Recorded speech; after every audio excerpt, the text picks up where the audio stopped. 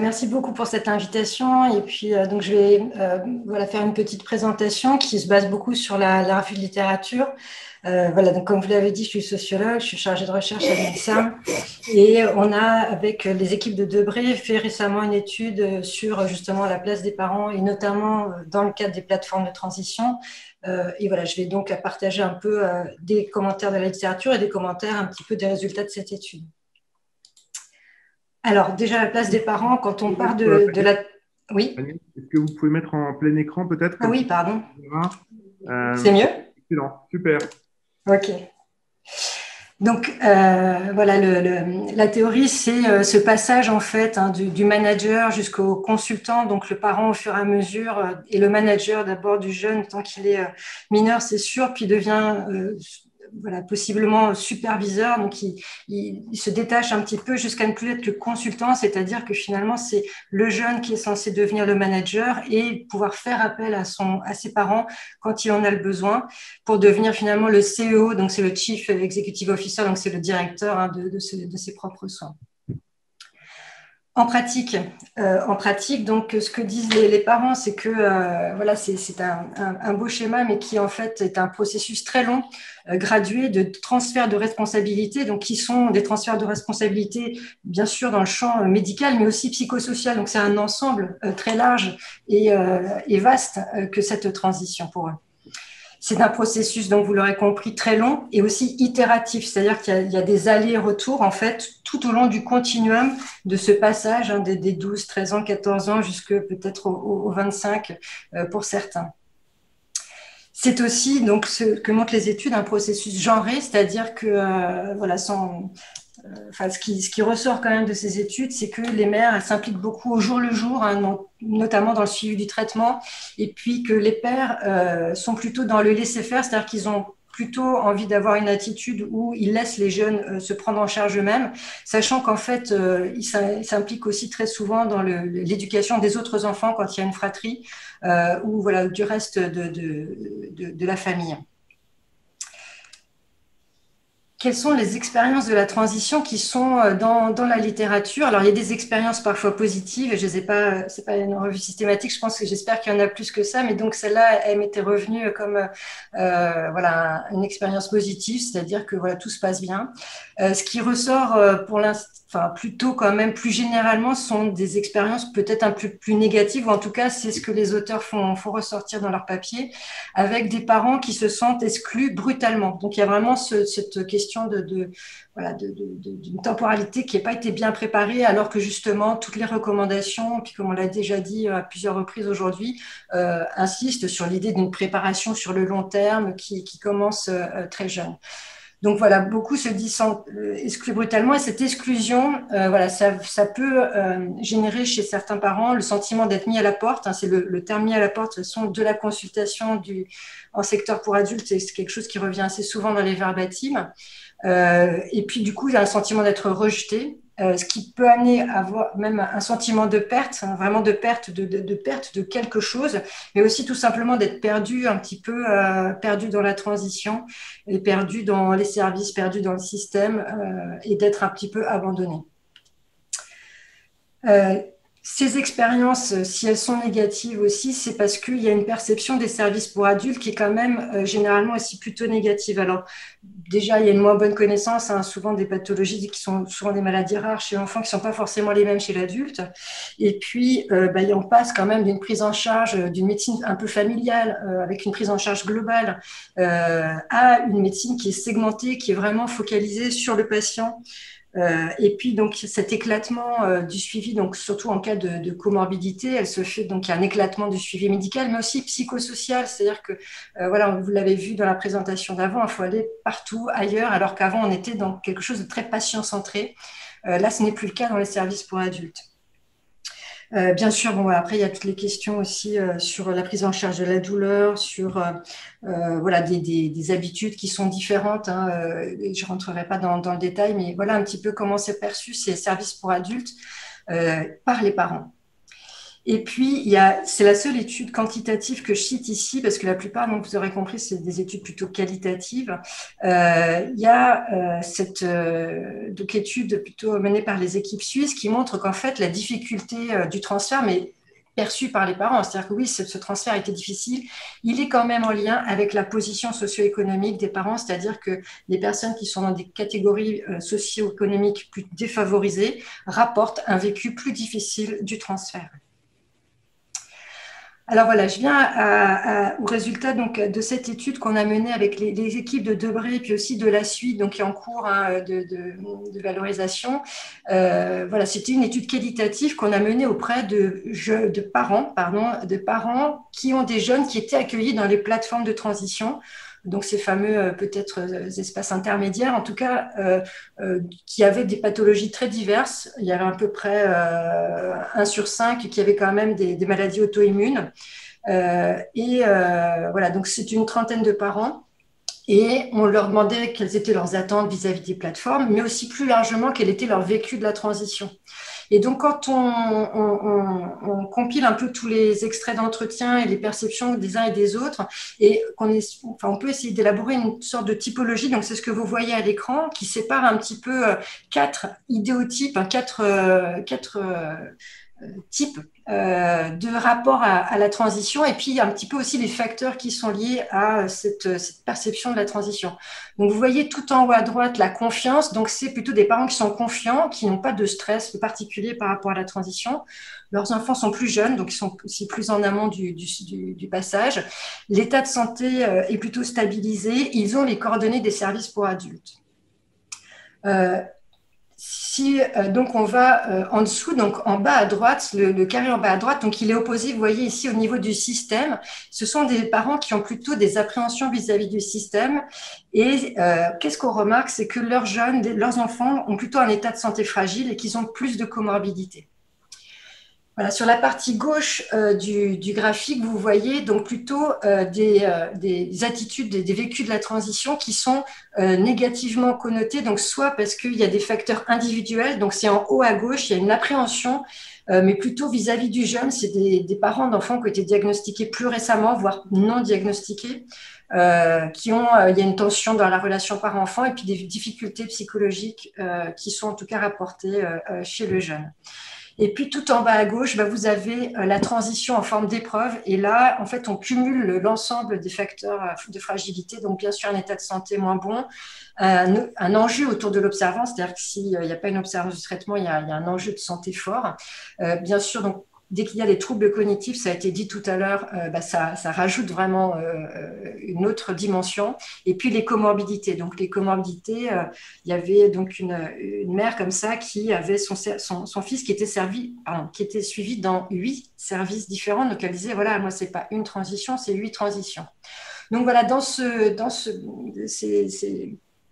ces vécus qui sont tout à fait différents, on voit des choses quand même se dessiner, notamment, donc je vais juste revenir un peu sur ces facteurs individuels qui influencent la transition selon les parents, donc qu'on a retrouvés bien sûr dans notre étude, mais qui ont été retrouvés aussi dans d'autres études. Voilà, on l'a dit tout à l'heure, donc les capacités cognitives, c'est vraiment le point central, enfin le facteur le plus important. La nature de la pathologie, selon qu'elle est évolutive ou qu'elle est stabilisée, est aussi franchement par ordre d'importance ce qui ressort le plus nettement. Et puis ensuite, on a parlé aussi un peu de la maturité donc perçue par les parents, de la connaissance que le jeune peut avoir de ses traitements. Et ce qui ressort globalement, c'est que c'est pas une question d'âge, hein, ça on l'a dit aussi, je crois, c'est plus complexe que ça. Les parents, qu'est-ce qui témoignent de quoi à leur échelle d'une anxiété vis-à-vis de cette délégation de responsabilité. Voilà, c'est pas facile et ça renvoie. Donc ça, c'est un commentaire plus personnel parce que c'est pas eux qui le disent, mais à leurs propres ressources, bien sûr, à la fois psychiques, cognitives, mais aussi sociales. Hein, bien sûr, c'est pas la même chose de gérer tout ce travail de délégation quand on est selon, la catégorie socio-professionnelle à laquelle on appartient, la classe sociale. Hein, donc on est dans un milieu plus défavorisés avec d'autres choses on va dire, à traiter, d'autres enfants parfois, hein, d'autres enfants malades éventuellement. Toute cette étape-là n'est pas la même. Et les parents ont leurs propres étapes de transition, leurs propres processus développementaux aussi qu'ils vont devoir passer. Et tout ça, ça ajoute des fois à une vie qui est compliquée, déjà en soi. Et puis ensuite, bien sûr, se surajoute ce lien de confiance entre le parent et le jeune avec des dynamiques psychologiques qui sont soit intra-individuelles, qui sont à l'échelle du jeune, soit plutôt intrafamiliales, donc dans la famille. Voilà, en tant que sociologue, moi, ce qui m'interpelle le plus quand même, ce sont ces facteurs qu'on va dire plutôt systémiques, alors qui sont plutôt à l'échelle du système. Une chose qu'on a montré, qu'on voit bien, c'est que en fait, il y a le poids de la charge administrative qui est souvent oublié, qui n'est pas forcément mis en avant, mais qui revenait très très fortement dans le discours des parents pour dire en fait, la prise de rendez-vous, déjà, la lourdeur des démarches, ça peut être un facteur de rupture de suivi en soi, tellement des fois c'est compliqué, juste tout simplement de prendre rendez-vous en secteur pour adultes. Alors, ce qui ressort aussi dans la littérature, c'est cette question du manque d'information, le manque de préparation sur le passage en service pour adultes. Mais finalement, qu'est-ce que c'est ce manque d'information, ce manque de préparation ? Nous, dans cette étude et dans l'expérience qui est la nôtre là aujourd'hui, on a l'impression qu'il y a quand même beaucoup de choses qui se jouent autour de la confiance. Et la confiance, c'est pas si simple que ça, c'est pas qu'une question d'information.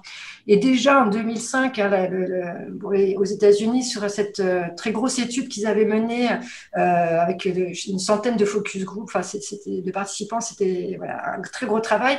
Ce qu'ils le disent, hein, c'est vraiment l'emploi très inattendu et central du mot confiance dans la relation avec les soignants, donc qui est effectivement un point central.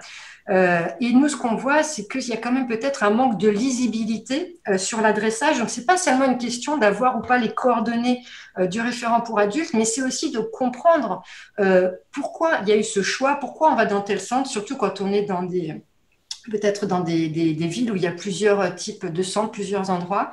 Et il y a quelque chose de la part, d'un manque d'association, de compréhension de ce choix pour les parents. Bien sûr, je parle toujours pour les parents. Ensuite, il y a un manque de communication qui est déploré de part et d'autre, hein, qui est aussi d'ailleurs reconnu par les professionnels de santé dans les publications.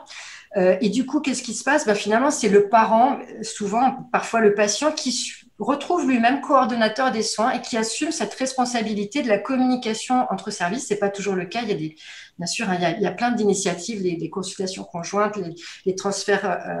Il y a beaucoup de dispositifs qui ont été évoqués jusqu'à présent, mais parfois, il n'y a pas ce dispositif. Et donc, surtout en cas de comorbidité, c'est très, très lourd, même si des parents essayent d'avoir des techniques pour essayer de dire, je vais te transmettre un peu des choses sur ton histoire médicale. Quand on a un dossier très, très lourd avec beaucoup d'interventions chirurgicales, beaucoup d'intervenants tout court, on se sent perdu et beaucoup de ces parents, justement, qui sont en difficulté, appellent de leur vœu un métier de coordinateur de la transition qui les aiderait à récapituler en fait toute cette information médicale et à opérer et accompagner le transfert dans les différents services.